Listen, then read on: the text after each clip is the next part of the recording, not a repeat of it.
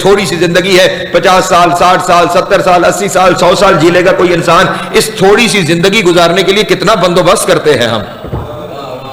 توجہ، کتنا بندوبست کرتے ہیں ہم. کون کون سا طریقہ ہے جو ہم اپنانے کی کوشش نہیں کرتے، کون کون سا رستہ ہے جس راستے سے ہم گزرنے کی کوشش نہیں کرتے، وہ کون سی تدبیر ہے جو ہم کرنے کی کوشش نہیں کرتے، وہ کون سی تجویز ہے جس پہ ہم عمل کرنے کی کوشش نہیں کرتے کہ یہ 60-70 سال اچھے گزر جائیں. توجہ میرے محترم دوست، یہ 60-70 سال اچھے گزر جائیں اس کے لیے ہم ہر تدبیر کرتے ہیں، ہم ہر کوشش کرتے ہیں، ہم ہر ایک اپنی توانائی کو بروئے کار لاتے ہیں. اور پھر ماں باپ بھی اپنے بچوں کے لیے، خود کوئی کہے کہ بھئی ابھی اتنی محنت کر رہے ہو، زندگی کے اس حصے میں پہنچ چکے ہو اور ابھی تک محنت کر رہے ہو، تو پلٹ کر کہتے ہیں ان بچوں کی زندگی بن جائے، ان بچوں کے لیے کوشش کر رہا ہوں، ان بچوں کی زندگی بن جائے، ان بچوں کی زندگی بن جائے. عجب ہے 60 سال کی زندگی بنانے کے لیے اتنی محنت. توجہ توجہ توجہ میرے شیعہ سنی دوستو، یہاں پہ تشریف فرمائے. میں ایک پیغام دینا چاہتا ہوں اپنے دوستوں کو. یہ چند سالہ زندگی بنانے کے لیے اتنی محنت کہ پہلے اپنی زندگی بناتے رہے، پھر ان کی زندگی بنانے میں لگ گئے. کبھی آپ نے سوچا کہ اس زندگی بنانے کے لیے بھی کوئی محنت کر لی جائے اور کوئی محنت کروا لی جائے جس زندگی کے اختتام ہی کوئی نہیں ہے.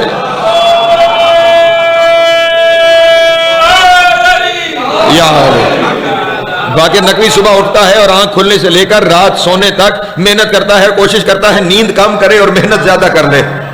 توجہ، کیوں؟ یہ زندگی آسودہ ہو جائے.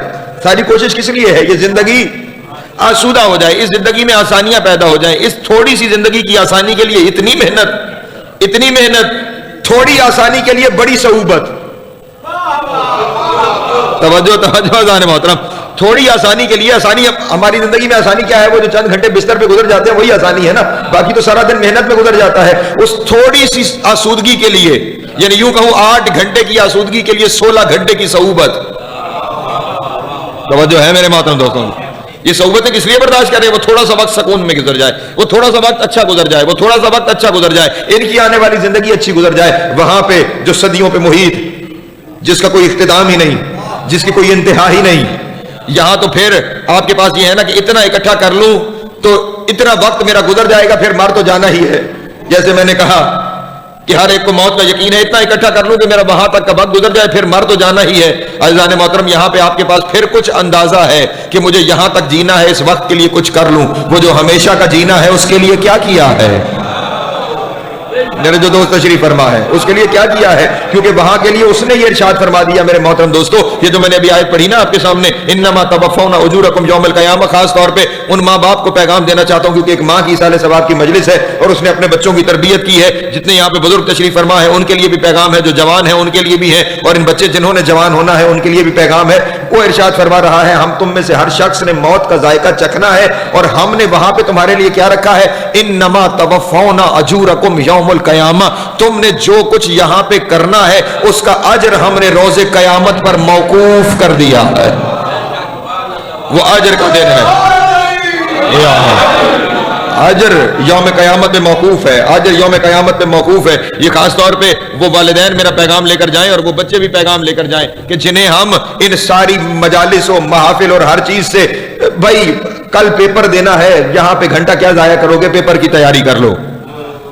توجہ ہے میرے محترم دوست، کل تمہارا یہ کام ہونا ہے، پہلے وہ کام کر لینا. یعنی ہماری سیکنڈ پریورٹی یہ مجالس و یہ محافل و دین ہے، ہماری فرسٹ پریورٹی روزگار ہے، ہماری فرسٹ پریورٹی وہ کوشش ہے جس سے یہ تھوڑی زندگی بن جائے، اور سیکنڈ پریورٹی یہ کوشش ہے جس سے وہ زندگی بنتی ہے. توجہ اذان محترم، اگر آپ چاہتے ہیں نا کہ آپ کے بچوں کی اچھی زندگی گزرے تو ان کی اچھی زندگی صرف یہ نہیں ہے، اصلی زندگی تو وہ ہے جو وہاں شروع ہونی ہے. اور وہاں کی زندگی کا سارا دار و مدار کس بات پر ہے؟ ابھی اپنے دوستوں کے سامنے عرض کر دیتا ہوں. دوسری جگہ جہاں خداوند عالم نے ان لفظوں کا تکرار کیا ہے، کل نفس ذائقۃ الموت، وہاں پہ ارشاد فرمایا کہ یہ تمہاری زندگی میں نے اس لیے لکھی ہے وَنَبْلُوكُمْ بِالشَّرِّ وَالْخَيْرِ، تاکہ میں تمہارا امتحان لے لوں تم میں سے کون ہے جو خیر اور شر میں تمیز کر سکتا ہے. توجہ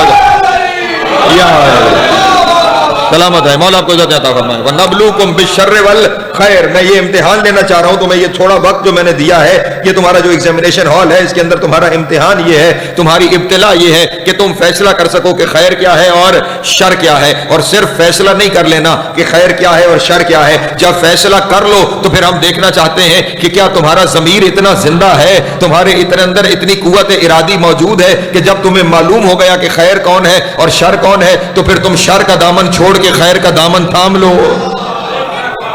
तवज्जो तवज्जो, क्या तुम्हारे अंदर इतनी सकत और ताकत मौजूद है कि जब तुम इम्तियाज कर चुके हो कि शर क्या है और खैर क्या है, तो फिर शर का दामन छोड़ दो और खैर का दामन थाम लो? क्या तुम्हारे अंदर इतनी ताकत पैदा हो चुकी है, बल्कि यूं कहूं कि क्या तुम्हारे अंदर इतनी इंसानियत जाग चुकी है कि शर को छोड़ के खैर को थाम लो? अल्लाह अकबर। ये जोहरे इंसानियत ही यही है, असल इंसानियत ही यही है कि खैर को छोड़ दिया जाए, खैर को पकड़ लें, शर को छोड़ दें। तमीज कर रहे हैं खैर और शर के दरमियान, जब मालूम हो जाए फिर शर को छोड़ दें, फिर खैर को थाम ले। वो इंसान ही वही है जो शर को छोड़ के खैर को थाम ले। जो खैर और शर दोनों को अच्छा कहता रहे वो इंसान नहीं है। तवज्जो तवज्जो तवज्जो जान मोहतरम, जब इम्तियाज भी हो चुका हो कि ये शर है और वो खैर है, और फिर वो दोनों को ही अपनी किसी मजबूरी के तहत अच्छा कहता रहे, तो इसका मतलब ये हुआ अभी तक इंसान बन नहीं पाया, अभी तक शक्ल का इंसान है, अभी तक हकीकत इंसानी बन नहीं पाया, अभी तक इंसान की हकीकत तक वो पहुंच नहीं पाया। आपने 20 दफा हजरत इमाम ज़ैनुल आबिदीन अलैहिस्सलातु वस्सलाम का ये वाकया सुन रखा होगा कि हज पे तशरीफ ले गए और गुलाम साथ था, बड़ा हज था, बड़ा हुजूम था, लोगों का बड़ा रश था, और उस साथी ने इमाम अलैहिस्सलाम को देख के कहा कि माक्सर अल हजीज, कितना रश है, कितने हाजी हैं, कितने लोग हैं जो हज करने आए हुए हैं, कितने हाजी हैं, कितने हाजी हैं। तवज्जो, कितने हाजी हैं। इमाम ने पलट कर फरमाया हाजी नहीं, रश बहुत है। तवज्जो है, ये हाजी नहीं है, रश बहुत है। कहा मौला क्यों, क्या वजह है? इमाम ने फरमाया मेरी 2 उंगलियों के दरमियान देखो। उसने जो देखा तो हैरान होकर कहने लगा मौला हर जगह पर जानवर ही जानवर दिखाई दे रहे हैं, कहीं कहीं कोई एक है, कहीं कहीं कोई एक है जो इंसानी सूरत में दिखाई दे रहा है, वरना तो जानवर, और क्योंकि मिंबर है नजिस जानवर, आम जानवर भी नहीं, नजिस जानवर है। अजब बात है, काबे पहुंच गए और फिर नजिस है।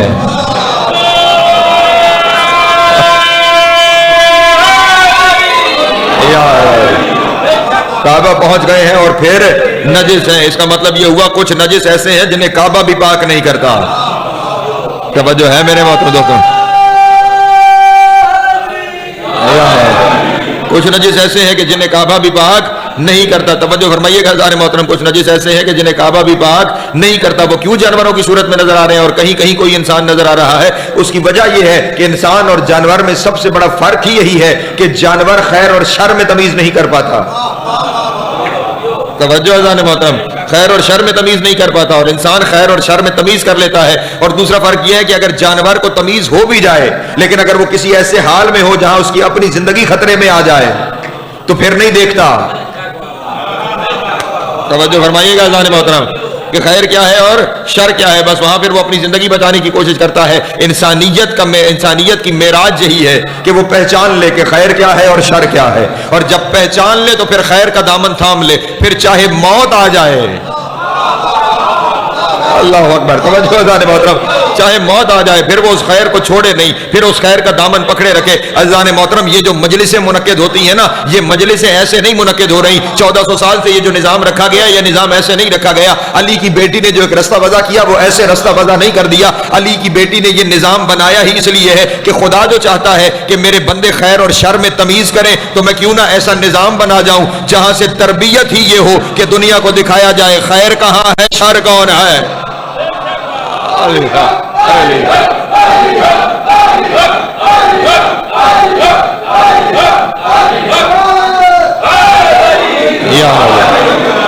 सलामत रहे मौला, पहुंच रही है बात मेरे मोहतरम दोस्तों। अल्लाह اس لیے اگر آپ اپنے بچوں کی کامیابی چاہتے ہیں نا تو وہ کامیابی صرف یہ 50-60 سال کی کامیابی نہ سوچیے. اگر آپ کے دل میں واقعاً آپ کے بچوں کی محبت ہے اور ان کے لیے خلوص آپ کے دل میں بستا ہے تو پھر وہ جو ابدی زندگی ہے اس کے بارے میں سوچیے کہ وہ زندگی کیسے گزرنی ہے, اس زندگی کا کیا بنے گا. وہ زندگی صرف یہ زندگی آپ کی ذمہ داری نہیں, وہ زندگی بھی آپ کی ذمہ داری ہے, وہ زندگی بھی آپ کی ذمہ داری ہے. اس لیے اس زندگی کی کامیابی کے لیے انہیں یہاں لے کر آئیے تاکہ یہاں سے تربیت ملے. دنیا کو پہلی پریورٹی بنا کر اسے دوسری پریورٹی نہ بنائیے, اسے پہلی پریورٹی بنا کے دنیا کو دوسری پریورٹی بنائیے. یہاں سے تربیت ہوگی, معلوم ہوگا کہ خیر کیا ہے اور شر کیا ہے, تو پھر وہ فیصلے کریں گے اور پھر وہ حقیقت کے دامن کو پکڑیں گے. اگر آپ نے انہیں مادیت کی آگ میں ہی جھونک دیا, توجہ اذان محترم, اگر انہیں مادیت کی آگ میں ہی جھونک دیا کہ اسی مادیت کی آگ میں ہی وہ ساری زندگی جلتے رہیں, تو پھر اگر انہیں کسی زندگی کے حصے میں پہچان ہو بھی گئی کہ خیر کیا ہے اور شر کیا ہے, تو وہ پہچان ان کے کام نہیں آئے گی. توجہ فرمائیں گے اذان محترم, کیونکہ پھر وہ اس نظام کا اس قدر شکار ہو چکے ہوں گے کہ پھر وہ مفاد دیکھیں گے وقتی اس دنیا کا. توجہ اذان محترم, پھر وہاں کے لیے ان کی نظر نہیں ہوگی, پھر وہاں پہ ان کا خیال نہیں ہوگا. خوشا نصیب ہیں وہ والدین جو اپنے بچوں کی تربیت ایسی کر جائیں کہ انہیں خیر و شر کے درمیان تمیز ہو جائے. وقت میرے پاس محدود رہ گیا, میں ایک ایک خیر پہ گفتگو کرتا چلا جاؤں. میں نے کہا یہ نظام اس لیے وضع کر دیا گیا, آپ مجالس کو کبھی اٹھا کے دیکھ لیجئے گا, اس مجلس میں آپ کے سامنے ہر خیر کا تعارف کرایا جائے گا, اس مجلس میں آپ کے سامنے ہر شر کو بتا دیا جائے گا, چیزیں واضح ہوتی چلی جائیں گی. لیکن اب کیونکہ وقت تھوڑا ہے تو میں اس اسلوب کو اختیار کرنے کی کوشش کرتا ہوں جو اسلوب قرآن کا اسلوب ہے. توجہ فرمائیے گا, جو قرآن کا اسلوب ہے خیر و شر کے بیان کے لیے, میں وہ اسلوب اختیار کرتا ہوں جو اسلوب قرآن کا اسلوب ہے. قرآن کا اسلوب یہ ہے کہ قرآن مجید ہمیشہ تھوڑے کا تعارف کروا دیتا ہے, زیادہ خود پہچانا جاتا ہے. توجہ میری چیز سنی جاؤ, جیتے رہے میرے بیٹے. قرآن مجید ہمیشہ اسلوب قرآن یہ ہے, وہ تھوڑے کا تعارف کرواتا ہے, زیادہ خود بخود پہچانے جاتے ہیں. مثلا دنیا میں حرام تھوڑے ہیں, حلال زیادہ ہے. حرام تھوڑے ہیں, یہ اس کا لطف ہے, یہ اس کا کرم ہے, اس نے حرام تھوڑا رکھا ہے, حلال زیادہ رکھا ہے. اللہ جانے وہ کتنا بدقسمت ہوگا جو ایسے دین کو چھوڑ دے جہاں حرام تھوڑے ہیں, حلال زیادہ ہے, جس نے آپ کے لیے ایک وسیع میدان رکھا ہے. کبھی وقت ہوا تو اس پہ آپ کے سامنے گفتگو کروں گا. حرام تھوڑے ہیں اور حلال زیادہ ہے. تو اب اگر وہ حلال کی فہرست بیان کرتا تو اس قرآن جتنی کئی کتابیں صرف حلال کی فہرست پہ بن جاتی. توجہ ہے میرے محترم دوستوں کی, اس لیے اس نے قرآن مجید میں حرام کی فہرست بیان کر دی کہ یہ حرام ہے, اس کے علاوہ جو ہے وہ حلال ہے. سلامت یا ایک مثال سورہ مائدہ کو جا کے دیکھ لیجئے گا. سورہ مائدہ کی ابتدائی آیتیں 2, 3, 4, 5, اگر آپ ان آیتوں کو جا کے پڑھنا شروع کریں گے تو جو گوشت کے معاملے میں جو حرام کی فہرست ہے وہ آپ کے سامنے آ جائے گی. اس کے سوا جو کچھ ہے وہ حلال ہے. توجہ ہے میرے محترم, جو تھوڑا ہے وہ بتا دیا گیا. اگر کسی کو سمجھ نہیں آئی تو چلیں اور آپ کے سامنے ایک آسانی کی مثال عرض کر دوں تو میرے دوستوں کے لیے بہت آسان ہو جائے گا. رسول کے گرد ایک بہت بڑی جماعت تھی, بہت بڑی جماعت تھی نا. آخری حج پہ کتنے لوگ تھے؟ کم از کم 1.25 لاکھ کا مجمع, 1.5 لاکھ کی بھی روایات موجود ہے. 1.5 لاکھ کی جماعت رسول کے گرد موجود تھی. اس 1.5 لاکھ کی جماعت کے اندر وہ جماعت 2 حصوں میں تقسیم تھی. اس کے 2 حصے تھے, بنیادی حصے, ایک اہل بیت تھے اور ایک اصحاب تھے. توجہ اذان محترم, اب اگر تمیز کرنی ہے کہ ان میں اصحاب کون ہیں اور اہل بیت کون ہیں, تو اللہ اگر قرآن میں اصحاب کی فہرست بیان کرتا تو 1.5 لاکھ نام لکھتے ہوئے کتنا وقت لگ جاتا. خدا بند عالم نے چادر کے نیچے جو تھوڑے تھے ان کا تعارف کروا دیا.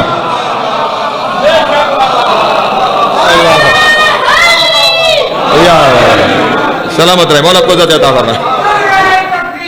اللہ اکبر,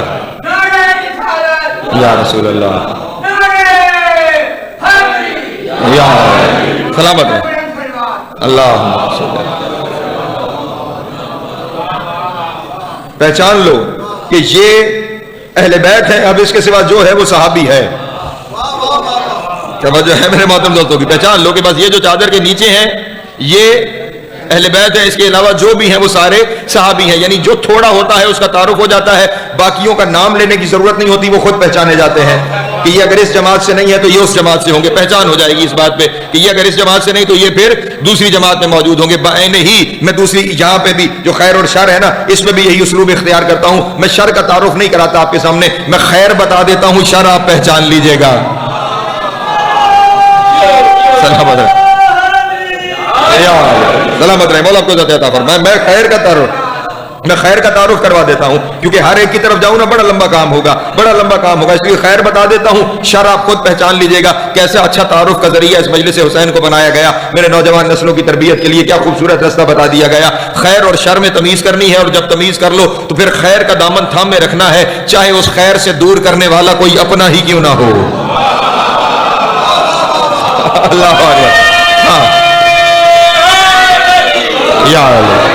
सलामत है, मौला आपको देता फरमाए, चाहे उस खैर से दूर करने वाला कोई अपना ही क्यों ना हो। दो चीजों को खैर के साथ तशबीह दी गई है, और वही अगर उन्हीं को समझ लिया जाए और फिर उन पे गौर कर लिया जाए तो हर खैर खुद ब खुद समझ में आना शुरू हो जाएगा, क्योंकि वही खैर का महवर है, वही खैर का मरकज है, सारा खैर ही वहीं पे इकट्ठा है। या रसूल अल्लाह, हमारी जिंदगी का सबसे बड़ा मसला ही यही है, हमारा सबसे बड़ा इम्तिहान यही है, हम फैसला कर लें कि खैर क्या है और शर क्या है, और फिर खैर को पहचान कर हम खैर का दामन थाम लें। या रसूल अल्लाह, कहां ढूंढते फिरेंगे दुनिया में कि खैर क्या है और शर क्या है? आपके दरवाजे पे आ गए हैं, आप फरमा दीजिए कि खैर क्या है, ताकि हमारे लिए जिंदगी आसान हो जाए, हमें पता लग जाए कि खैर क्या है, पर उसका दामन पकड़ के बैठ गए तो फिर अजर हमें वहां पे मिल जाएगा, फिर हमारी वो जिंदगी आसान हो जाएगी। रसूल ने फरमाया, तुम क्यों परेशान हो रहे हो?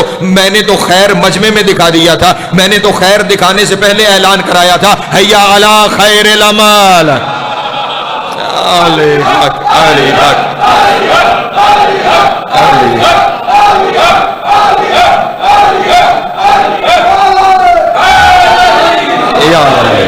सलामत रहे, मौला आपको अता फरमाए। मैंने तो ऐलान किया था, हैया अला खैरिल अमल, आओ ये खैर है, आओ ये खैर है, आओ ये खैर है। मैंने तो खैर बताया नहीं मेरे मानने वालों, मैंने तो तुम्हें खैर दिखाया है,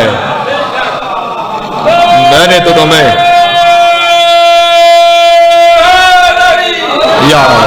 मैंने तो तुम्हें खैर दिखाया है, बस इसे पहचान लो।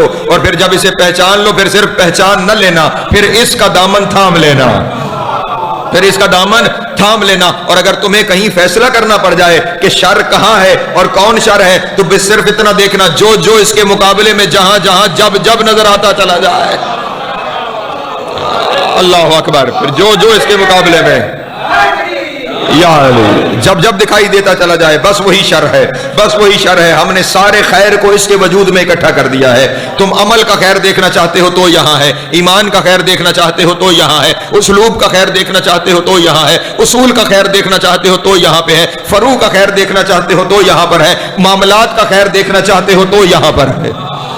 हाँ, इस अली की जिंदगी को देखते चले जाओ, तुम्हें खैर मालूम होता चला जाएगा। और खुदा की कसम, मेरे मौला की जिंदगी का हर लम्हा खैर अया कर रहा है, खैर अया कर रहा है। और इस खूबसूरती से मेरे मौला ने खैर को अया किया। मसलन अब यहीं पे एक बात सामने आ गई है, मैं नहीं जानता कि रब्त उस तरह बन रहा है या नहीं बन रहा, वक्त भी मेरे पास थोड़ा रह गया, लेकिन लफ्ज सामने आ गया, इसलिए अपने दोस्तों के सामने बयान करता चलूं, ताकि जहन में पहली बात तो ये आ जाए कि खैर ये है, इसलिए इसका इकरार जरूरी है, इसका इकरार जरूरी है। और इसके इकरार जरूरी हो जाने के बाद अगली मंजिल क्या है, वो तरबियत क्या दे रहे हैं, वो पैगाम क्या दे रहे हैं। सफर करते हुए एक जगह पर नमाज का वक्त हुआ, मस्जिद दिखाई दी, मस्जिद के बाहर अपना घोड़ा खड़ा किया, एक शख्स खड़ा था, उसे कहा मेरे घोड़े का ख्याल करना, मेरे घोड़े का ख्याल करना, मैं नमाज पढ़ के वापस आता हूं। अमीर कायनात नमाज पढ़ने चले गए, उस शख्स ने घोड़े के ऊपर लगी हुई जीन को देखा, पसंद आई, उसने जीन उतारी और लेके निकल गया। तवज्जो है मेरे मोहतरम, जीन लेकर, चोरी करके जीन लेकर चला गया। अमीर कायनात जो वापस आए तो घोड़ा खड़ा है और जीन नहीं है। अब सवारी को लेकर बाजार में गए कि मैं जीन खरीदूं। चलते चलते मौला को अपनी ही वही जीन एक दुकान पे लटकी हुई दिखाई दी, ये तो जीन यहाँ पे मौजूद। उसके पास गए और कहने लगे ये तो मेरे घोड़े की जीन है। दुकानदार ने कहा हुजूर होगी, लेकिन मैंने तो अभी किसी से खरीदी है, अभी किसी से खरीदी है। कहा कितने में खरीदी? कहा जी मैंने 2 दिरहम में खरीदी, आप मुझे 2 दिरहम ही दे दें और ये जीन आप ले लीजिए। अमीर कायनात ने उसे 2 दिरहम देकर उससे जीन ली, और साथ ही का हाय अफसोस, कितना बदबख्त था, मैंने खुद ये सोच रखा था कि जब नमाज पढ़ के आऊंगा तो उसे उजरत 2 दिरहम दूंगा। तवज्जो है, मैंने ये तय कर रखा था कि मैं नमाज पढ़ के आऊंगा तो उसे 2 दिरहम इजरत दूंगा, यानी 2 दिरहम उसके नसीब में लिखे हुए थे। ये उसने क्या किया, हलाल को छोड़ के हराम का रास्ता अपना लिया। अली पैगाम देके चले गए क़यामत तक आने वाले हर एक फर्द को कि उसने तुम्हारे लिए जो रिस्क लिख दिया है वो रिस्क तुम्हें मिल जाएगा, इंतजार तो कर लो, जल्दबाजी में कहीं शर के रास्ते पे ना चल पड़ना। खैर के सदके में जो रिस्क मिलना है तो फिर शर के रास्ते पे ना चल पड़ना। तो एक खैर रसूल ने वहां पे दिखा दिया कि खैर علی کی ذات ہے. اس کا اقرار بھی کرنا, اس کے راستے پہ عمل بھی کرنا, اور دوسرے خیر کو قرآن مجید میں دکھا دیا. اور وہ خیر یہ تھا کہ خداوند عالم نے کسی ہستی کے بارے میں ارشاد فرمایا کہ اے میرے حبیب یہ خیر تلاش کرتے پھریں گے نا تو انا آتینا کل کوثر, میں نے تجھے پورا خیر وجود بنا کے عطا کر دیا. اللہ اکبر.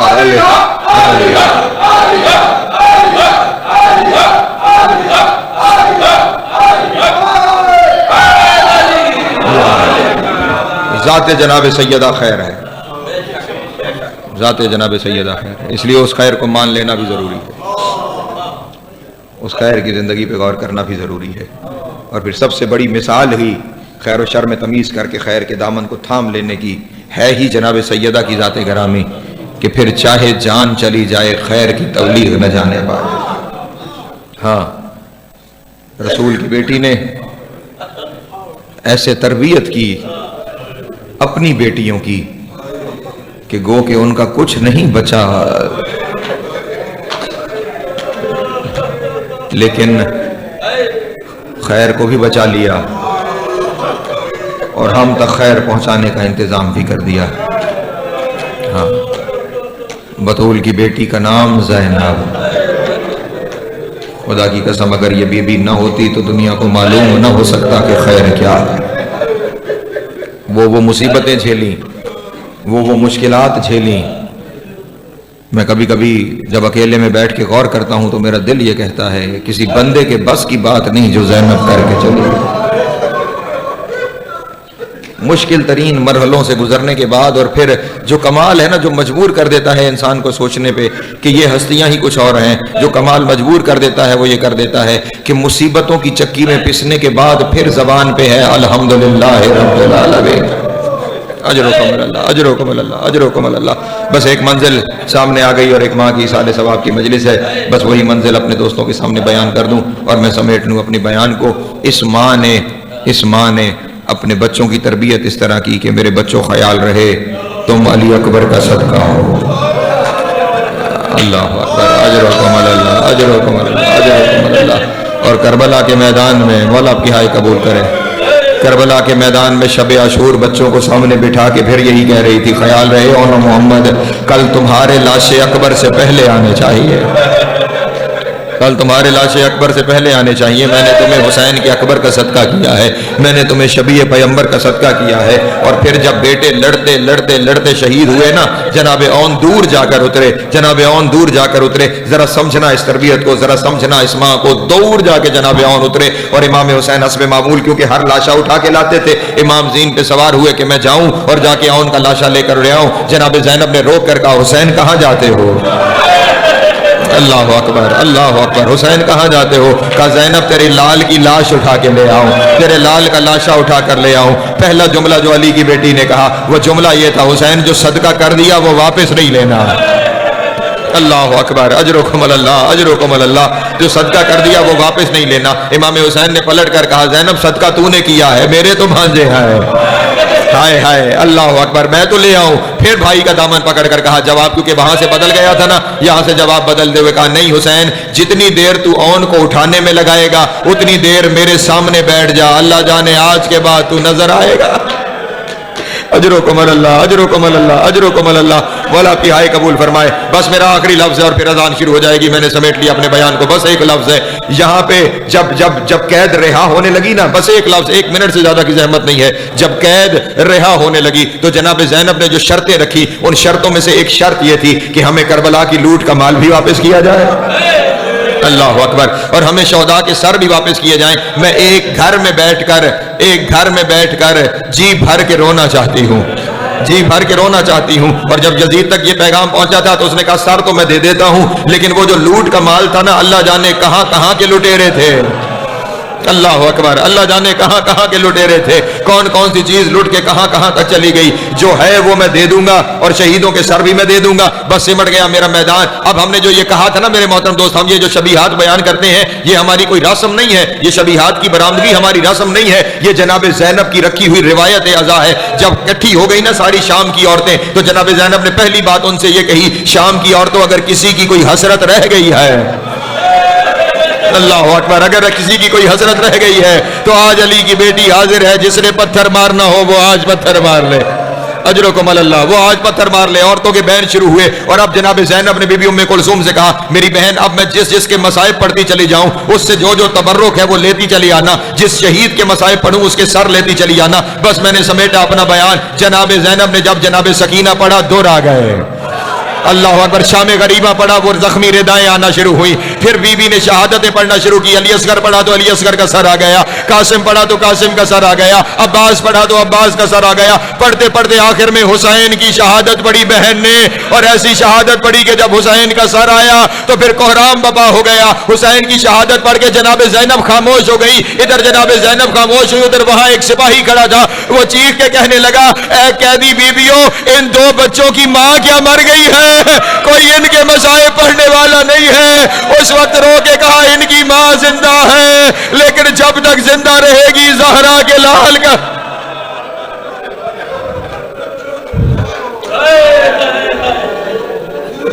وَسَيَعْلَمُ الَّذِينَ ظَلَمُوا أَيَّ مُنْقَلَبٍ يَنْقَلِبُونَ وَلَعْنَةُ اللَّهِ عَلَىٰ أَعْدَائِهِمْ أَجْمَعِينَ. یا اللہ ہماری اس عبادت کو اپنی بارگاہ میں منظور و مقبول فرما.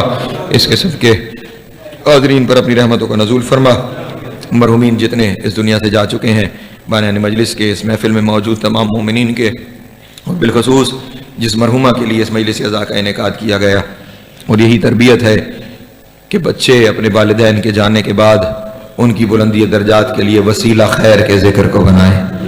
سیدہ ناہید زہرا بنت سید مقصود الحسن جو زوجہ تھی سید جمال مہدی زیدی کی, میرے اللہ گناہان صغیرہ و کبیرہ کو معاف فرما. قبر اور محشر کی منازل کو آسان فرما. شفاعت محمد و آل محمد نصیب فرما. امام حسین علیہ السلام کی جنتوں میں اعلیٰ مقام عطا فرما. لاکھوں دعاؤں کی ایک ہی دعا, وارث زمانہ کا ظہور جلد فرما. ہمیں مولا کے نوکر و چاکروں میں شمار فرما.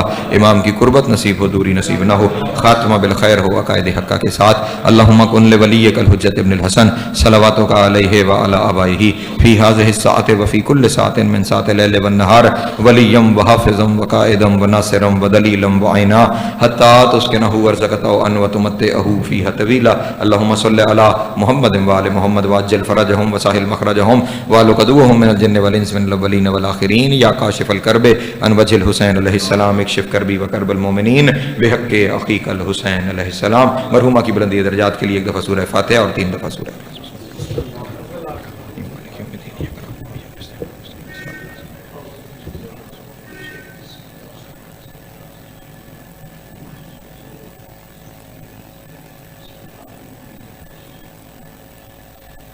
ربنا تقبل منا انك انت السميع العليم بجاه محمد وآل